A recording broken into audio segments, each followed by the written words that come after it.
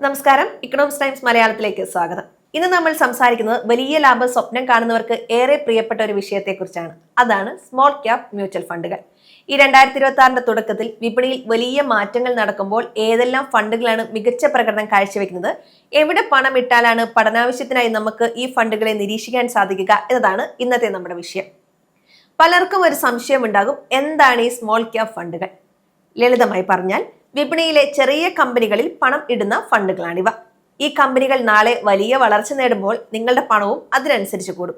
പക്ഷേ ഒരു കാര്യമുണ്ട്, വളർച്ച കൂടുന്നത് പോലെ തന്നെ ഇതിൽ നഷ്ടസാധ്യതയും കൂടുതലാണ്.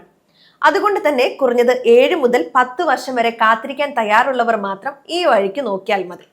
നമുക്ക് നേരെ കാര്യത്തിലേക്ക് വരാം. കഴിഞ്ഞ 3 വർഷത്തെ കണക്കുകൾ എടുത്തു നോക്കിയാൽ ചില ഫണ്ടുകൾ നമ്മളെ ശരിക്കും അത്ഭുതപ്പെടുത്തും. ആദ്യം നമുക്ക് നിപ്പോൺ ഇന്ത്യ സ്മോൾ ക്യാപ് ഫണ്ടിനെ കുറിച്ച് സംസാരിക്കാം. ഈ ഫണ്ടിന്റെ പ്രത്യേകത ഇതിന്റെ വലിപ്പമാണ്. ഏകദേശം 68,000 കോടി രൂപയിലധികം ആസ്തി ഈ ഫണ്ട് കൈകാര്യം ചെയ്യുന്നുണ്ട്. കഴിഞ്ഞ 5 വർഷത്തെ കണക്ക് നോക്കിയാൽ ഏകദേശം 25% മുകളിലാണ് ഇതിന്റെ വാർഷിക ലാഭം. ഇത്രയും വലിയ ഫണ്ടായിട്ടും ഇത്ര നല്ല രീതിയിൽ മുന്നോട്ട് പോകുന്നത് ശരിക്കും ശ്രദ്ധിക്കേണ്ട കാര്യമാണ്. നിലവിൽ ഇതിന്റെ ഒരു യൂണിറ്റിന്റെ വില അഥവാ NAV 181 രൂപയ്ക്ക് അടുത്താണ് നിൽക്കുന്നത്. അടുത്തത് ക്വാഡ് സ്മോൾ ക്യാപ് ഫണ്ടാണ്. കഴിഞ്ഞ കുറച്ച് വർഷങ്ങളായി വലിയ തരംഗമുണ്ടാക്കിയ ഫണ്ടാണിത്. ഇതിന്റെ രീതി തന്നെ വ്യത്യസ്തമാണ്.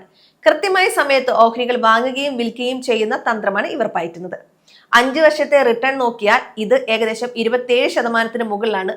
റിസ്ക് എടുക്കാൻ തയ്യാറുള്ളവർക്ക് അവരുടെ വാച്ച് ലിസ്റ്റിൽ തീർച്ചയായും ഉൾപ്പെടുത്താവുന്ന ഒന്നാണിത്. NAV 261 രൂപയാണ്. മറ്റൊരു പ്രധാനപ്പെട്ട ഫണ്ട് ബന്ധൻ സ്മോൾ ക്യാപ് ഫണ്ടാണ്. കഴിഞ്ഞ 3 വർഷത്തെ പ്രകടനം നോക്കിയാൽ 31% ലാഭം നൽകാൻ ഈ ഫണ്ടിന് സാധിച്ചിട്ടുണ്ട്. ഈ ലിസ്റ്റിലെ ഏറ്റവും മികച്ച പ്രകടനങ്ങളിൽ ഒന്നാണിത്. 5 വർഷത്തെ നേട്ടം 25%. ഇതുപോലെ തന്നെ ഇൻവെസ്കോ ഇന്ത്യ സ്മോൾ ക്യാപ് ഫണ്ടും എടുത്തു പറയേണ്ട ഒന്നാണ്. ഏകദേശം 25% ലാഭമാണ് കഴിഞ്ഞ 3 വർഷത്തിനിടയിൽ ഈ ഫണ്ട് നൽകിയത്. ഇനി HDFC സ്മോൾ ക്യാപ് ഫണ്ടിനെ കുറിച്ച് പറയാം. ഇത് വളരെ കാലമായി വിപണിയിലുള്ള വിശ്വസിക്കാൻ പറ്റുന്ന ഒരു ഫണ്ടാണ്. ഏകദേശം 37,700 കോടി രൂപയാണ് ഇതിന്റെ വലിപ്പം.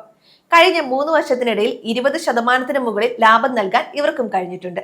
ഇതിൽ നമ്മൾ ശ്രദ്ധിക്കേണ്ട ഒരു കാര്യം ഇതിന്റെ എക്സ്പെൻസ് റേഷ്യോ ആണ്. അതായത് ഫണ്ട് നടത്തുന്നതിനായി അവർ ഈടാക്കുന്ന തുക.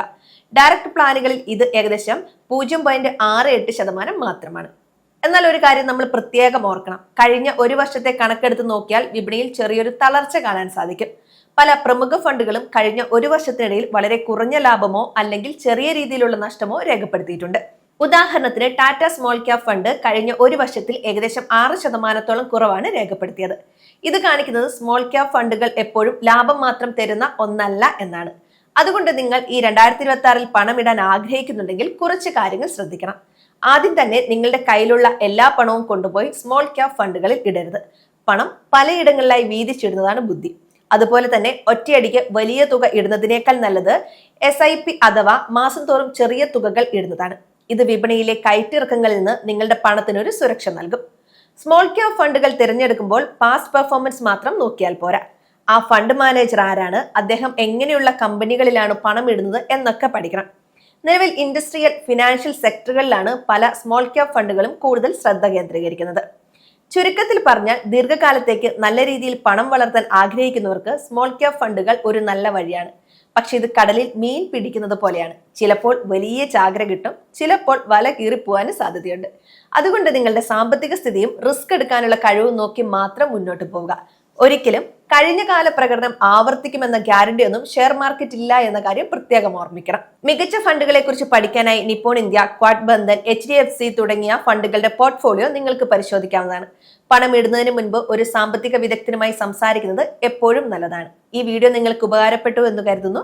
ഇത്തരം സാമ്പത്തിക വിവരങ്ങൾക്കായി ഞങ്ങളുടെ ചാനൽ സബ്സ്ക്രൈബ് ചെയ്യാൻ മറക്കരുത്. നിങ്ങളുടെ സംശയങ്ങൾ താഴെ കമന്റ് ബോക്സിൽ ചോദിക്കാം. ഈ വീഡിയോ അറിവിലേക്കായി മാത്രമുള്ളതാണ്. ഇത് പണം ഇടാനുള്ള ഒരു ശുപാർശയായി കാണരുത്. ഓഹരി വിപണിയിലെ നിക്ഷേപങ്ങൾ വിപണിയിലെ നഷ്ടസാധ്യതകൾക്ക് വിധേയമാണ്. പണം ഇടുന്നതിന് മുമ്പ് സ്കീമുമായി സംബന്ധിച്ച എല്ലാ രേഖകളും ശ്രദ്ധിച്ചു വായിക്കുക. കൃത്യമായി തീരുമാനങ്ങൾ എടുക്കാൻ ഒരു സാമ്പത്തിക വിദഗ്ധനുമായി ചർച്ച ചെയ്യുക.